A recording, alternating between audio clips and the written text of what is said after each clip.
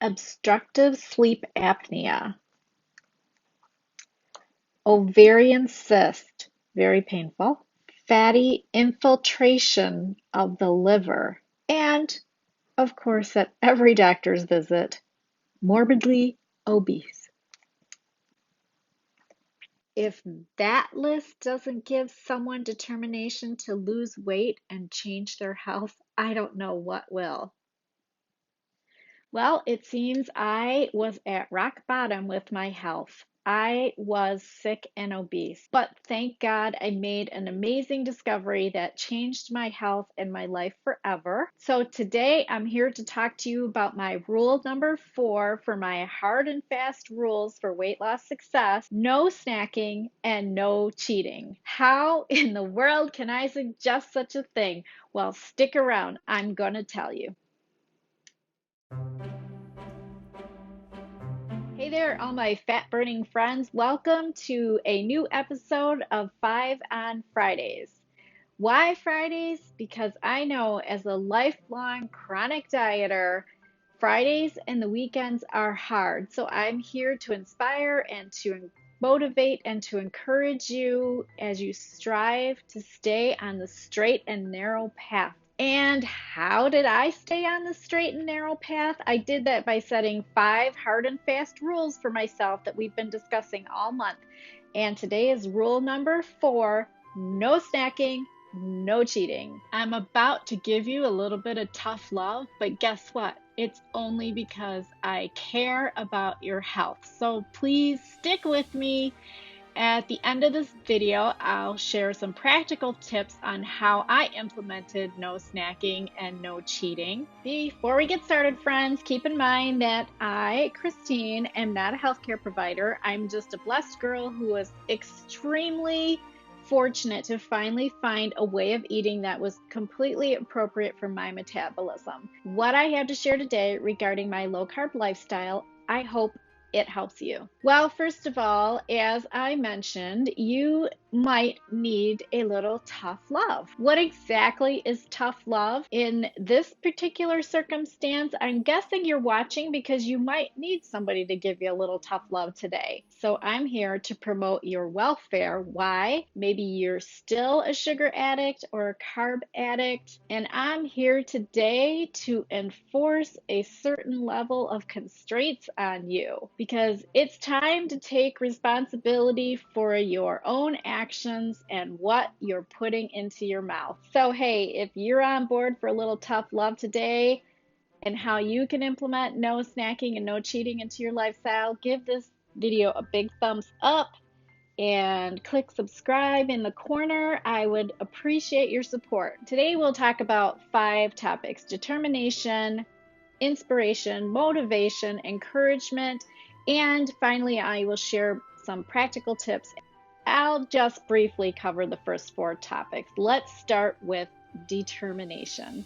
I'm guessing you might be here because you are determined to change your life. Determination involves a process of reaching for something based on your calculation or your research. It also leads you to a place of purpose and resolution in your goals. You're here, and I'm so glad you're here. That means you're determined to do something about your health. That's a huge step in making changes in your life. Now that you've determined that you want to do something, like I did after reading through my health diagnosis, you need some inspiration. And inspiration can be a sudden, brilliant, creative, timely idea. And today, I pray that one of the tips I share with you will inspire you on your joyful journey to better health. I want you to know that if I could do this, if I could completely change my health, so can you. And as for me, I have to say that this journey was divinely inspired because as I was praying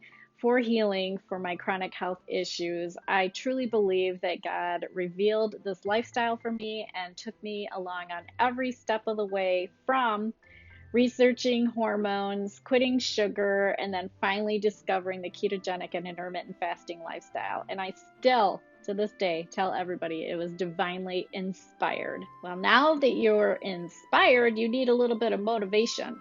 And motivation is going to help carry you through this journey day by day. Motivation is the reason that you're going to be acting and behaving in a particular way to achieve your health goals. And I don't care if you use positive motivation or negative motivation, whatever works, works.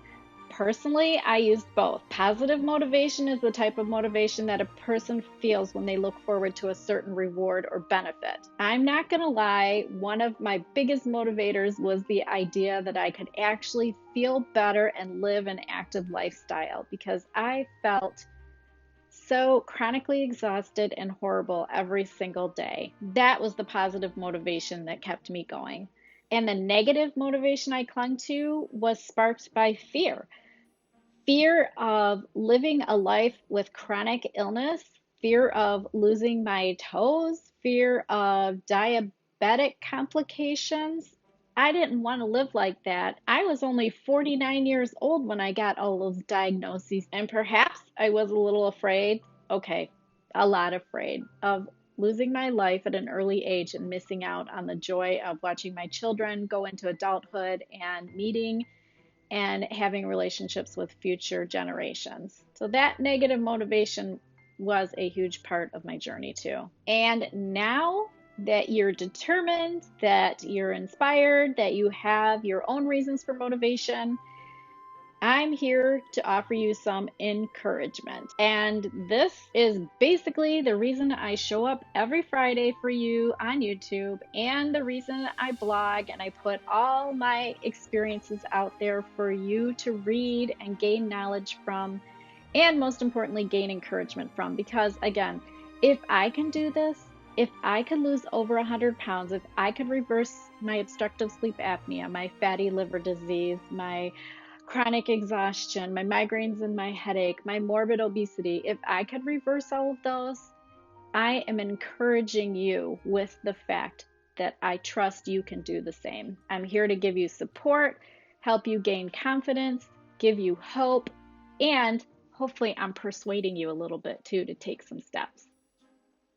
What does this all mean for my fourth rule, no snacking and no cheating? Seriously, I know it's a huge emotional part of the journey, and that's why I discussed the determination, inspiration, motivation, and encouragement, because I do believe that this is the biggest part of our journey. Hey, before I move on to some practical tips, I went ahead and I created another freebie for you guys so that you could write down specifically what your determination is, your inspiration, motivation, and your encouragement. So I made a little worksheet. I'm going to drop the link below. Grab that. I want you to take this seriously because as a huge advocate of goal setting, I think this will help you find your reasons for changing your health. Here's 5 practical steps, rules, tips, reasons that I took to help me establish my rule of no snacking and no cheating. First of all, this is especially for you newbies or those of you that are continually falling off the wagon, or for those of you that just need me to light a fire under your bum. I highly recommend that you keep keto or low carb food ready at all times. When there are moments on your new journey or getting back on track that you feel like you absolutely have to eat something, I recommend that you reach for bacon. And in my recollection, the first couple of weeks that I did the 2-week challenge from Diet Doctor, I did reach for bacon a couple times in between meals. That kept me from going completely off the rails and filling my face with high carbohydrate foods. My second practical tip goes back to my rule number 1 of learning the science. What really helped me with my no snacking and no cheating rule was understanding what would happen to my insulin every time I ate. By now, I trust that you're digging in and you're learning the science of low carb living. But as a reminder, every time you eat, your blood sugar and your insulin are going like this. And keep in mind, your insulin is your fat storing hormone. If you're not giving it a break throughout the day, you're storing excess fat and you're not going to lose weight. Here's the goal for your insulin. Here's my lunch with low carb foods. Here's my dinner with low carb foods. okay. Oh, my insulin is flatlined. Yay! You guys, you really have to learn the science of this lifestyle because it's completely amazing. And as a reminder for y'all, I will leave a link to all my favorite resources below in the comments. All right, my third practical tip for no snacking and no cheating is referring back to my rule number 2. You see how these all work together? Yeah, you have to have a plan. And part of the plan I'm recommending is writing it down. If you're having trouble with snacking and cheating, I want you to go grab a big stack of sticky notes and I want you to write in big letters, no snacking, no cheating, and put those sticky notes wherever you are triggered to eat food.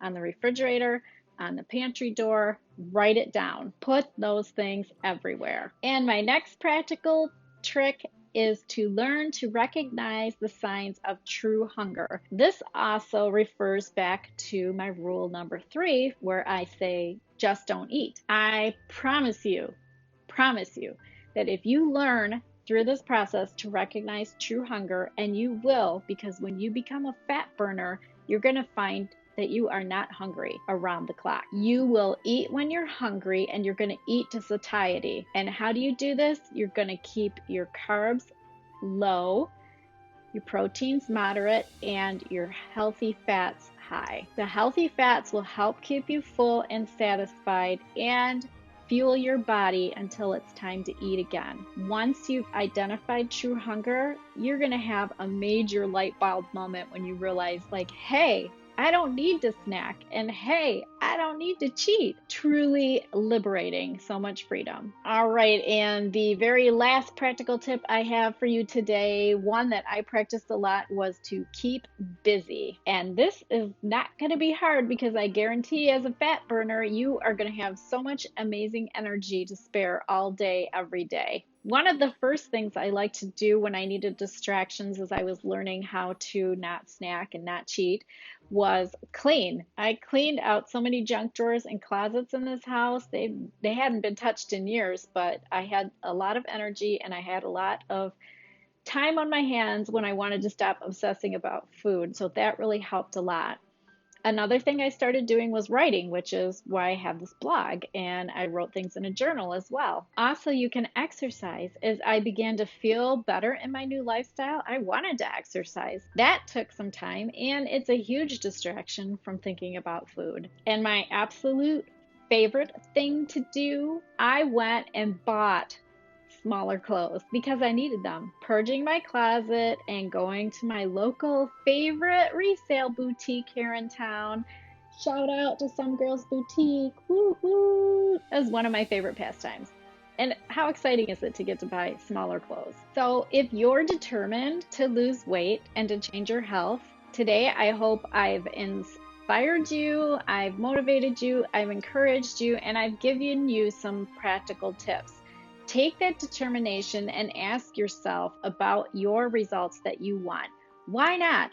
Why can't you try to use this hard and fast rule number 4, no snacking and no cheating?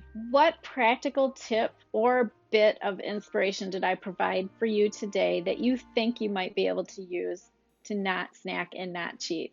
Drop your ideas in the comments below. I'd love to read about them. And before you go, I just want to say thanks again for watching. Thanks for stopping by on a Friday. A great way to start your weekend with some inspiration, motivation, and encouragement. I love hearing from you guys. Make sure to reach out and follow me on all of my social media platforms below. If you haven't subscribed yet, hit that link in the corner. Make sure you take some time to watch the first video on this series, I Was Sick and Obese, and stay tuned for next week because my rule number 5 may give you a little exception for what we talked about today. Before I go, one last tip, always choose joy. Bye! Have a great weekend!